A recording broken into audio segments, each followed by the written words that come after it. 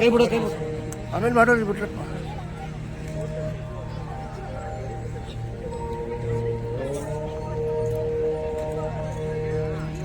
ಜ್ಞಾನದಾತೆ ಭಾರತಾಂಬೆಗೆ ಭಕ್ತಿಪೂರ್ವಕವಾಗಿ ನಮಿಸಿ ಈ ಕಾರ್ಯಕ್ರಮದ ಸಾನ್ನಿಧ್ಯವನ್ನ ವಹಿಸಿದಂತ ಕೊಮೇರಳ್ಳಿ ಮಠದ ಪರಮ ಪೂಜ್ಯ ನನ್ನ ಆತ್ಮೀಯರಾದಂತಹ ಪುರುಷೋತ್ತಮಾನಂದ ಸ್ವಾಮೀಜಿ ಅವರಿಗೆ ಶರಣಾರ್ಥಿಗಳನ್ನ ಸಲ್ಲಿಸುತ್ತಾ, ಭಾರತ ದೇಶದ ಹಬ್ಬ ಅಂತ ಅಂದ್ರೆ ನಮ್ಮಲ್ಲಿ ಯಾವ ಆಚರಣೆ ಮಾಡ್ತೀವೋ ಅದು ನಮ್ಮ ದೇಶಕ್ಕೆ ಮಾತ್ರ ಮೀಸಲಾಗಿದೆ. ಆದ್ರೆ ನಮ್ ದೇಶದ ಒಂದು ಹಬ್ಬ ಮಾತ್ರ ಇಡೀ ವಿಶ್ವದಲ್ಲೇ ಹೆಸರಾಗಿರುವಂತ ಹಬ್ಬ ಯಾವುದು ಅಂತ ಅಂದ್ರೆ ಅದು ವಿಶ್ವ ಯೋಗ ದಿನಾಚರಣೆ.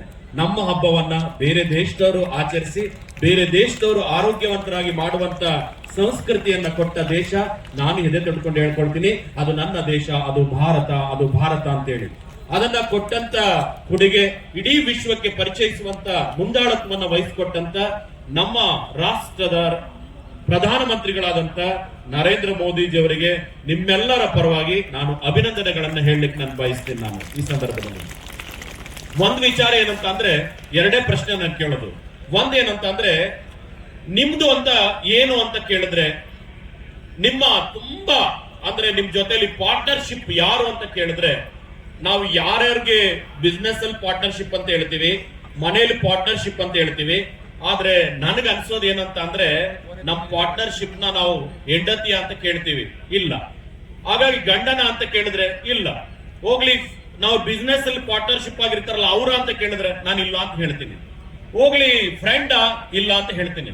ಮತ್ ಇನ್ಯಾರು ಪಾರ್ಟ್ನರ್ಶಿಪ್ ಅಂತಂದ್ರೆ ಕಟ್ಟ ಕಡೆಯವರೆಗೂ ನಮ್ ಜೊತೆಯಲ್ಲಿರೋ ಪಾರ್ಟ್ನರ್ಶಿಪ್ ಅಂತಂದ್ರೆ ನಮ್ ಬಾಡಿ ಕಂಡ್ರಿ, ನಮ್ ದೇಹ ಕಂಡ್ರಿ. ಈ ಪಾರ್ಟ್ನರ್ಶಿಪ್ ನ ನೀವು ಸರಿಯಾಗಿ ನೋಡ್ಕೊಳ್ಳಿಲ್ಲ ಅಂತಂದ್ರೆ ಯಾವ ಸ್ನೇಹಿತನು ಬರಲ್ಲ, ಯಾವ ಹೆಂಡತಿ ಬರೋದಿಲ್ಲ, ಯಾವ ಮಕ್ಕಳು ಬರೋದಿಲ್ಲ, ಯಾರು ಬರೋದಿಲ್ಲ. ಈ ದೇಹಕ್ಕೆ ಬೇಕಾಗಿದೆ. ಅದಕ್ಕೆ ಮಾನವ ಜನ್ಮ ಬಲು ದೊಡ್ಡದು, ಹಾಳಿ ಮಾಡಿಕೊಳ್ಳದಿರಿ ಹುಚ್ಚಪ್ಪ ಗಡಿರ ಅಂತ ಹೇಳಿದ್ದು ದಾಸರ. ಯಾಕಂದ್ರೆ ಈ ದೇಹ ಕೊಟ್ಟಿದ್ದು ಭಗವಂತ.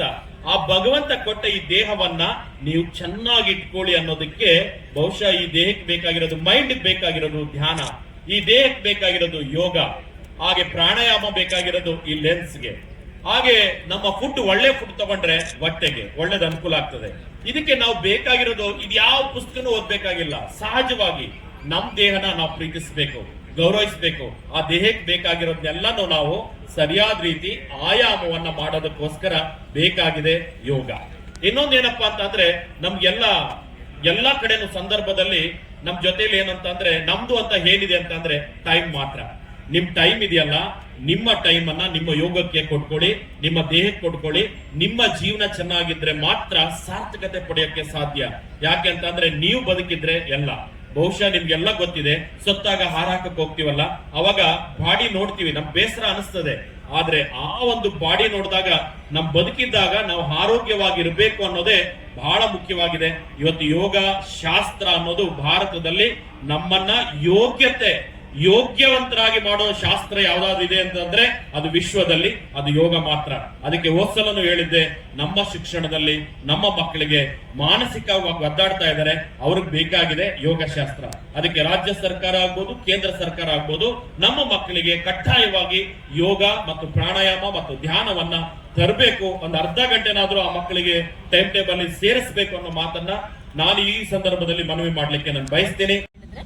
ಆದಷ್ಟು ವೆಜಿಟೇಬಲ್ಸ್ ಏನಂದರೆ ಗಾಡ್ ಮೇಡ್ ಫುಡ್ ಅಂತ ಹೇಳ್ತೀವಲ್ಲ, ನಮಗೇನು ಭೂಮಿಯಿಂದ ಬರ್ತಾ ಇದೆ ಅಂಥ ಆಹಾರಗಳನ್ನ ಸೇರಿಸ್ಬೇಕು.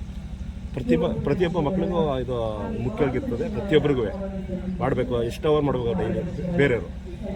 ನಾರ್ಮಲ್ ಪೀಪಲ್ ಬಂದ್ಬಿಟ್ಟು ಕಾಮನ್ ಆಗಿ 1 hour ಪ್ರತಿದಿನ ಪ್ರಾಕ್ಟೀಸ್ ಮಾಡಲೇಬೇಕು. That is compulsory.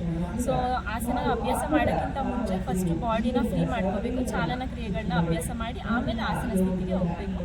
ಮತ್ತು ವಿತ್ ಪ್ರಾಪರ್ ಗೈಡೆನ್ಸ್ ಜೊತೆಗೆ ಮಾಡಬೇಕು. ಮತ್ತು ಅವರೇ ಓನ್ ಪ್ರಾಕ್ಟೀಸ್ ಮಾಡಬಾರ್ದು, ಯಾವುದಾದ್ರೂ ಒಂದು ಗುರು ಇಟ್ಕೊಂಡು ಜೊತೆಗೆ ಪ್ರಾಕ್ಟೀಸ್ ಮಾಡಬೇಕು. ನನ್ನ ಹೆಸರು ಭಾರತಿ. ಆರೋಗ್ಯ ಉತ್ತಮವಾಗಿದ್ದರೆ ನಿಮ್ಮ ಜೀವನ ಶೈಲಿಯ ಬದುಕು ಉತ್ತಮವಾಗಿರುತ್ತದೆ ಎಂದು ಶ್ರೀ ತ್ರಿನೇತ್ರಾನಂದ ಸ್ವಾಮೀಜಿಯವರು ಮನದಾಳದ ಮಾತನಾಡಿದರು.